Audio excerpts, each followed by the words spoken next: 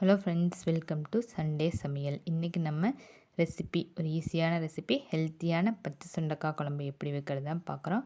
வாங்க வீடியோக்குள்ளே போகலாம்.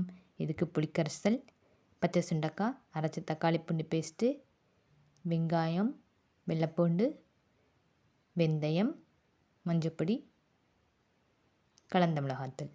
இப்போ எண்ணெய், நல்லெண்ணெய், விளக்கெண்ணெய் ரெண்டையும் சூட் பண்ணி அதில் வெங்காயம், வெள்ளைப்பூண்டு ஆட் பண்ணி நல்லா வதக்கிக்கணும். வதங்கினதுக்கப்புறம்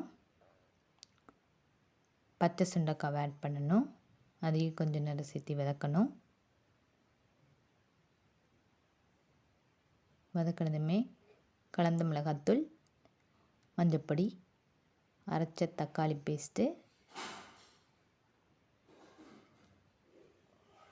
புளித்தண்ணி ஊற்றி கொஞ்சோண்டு கருவேப்பிலை சேர்த்து நல்லா கலந்து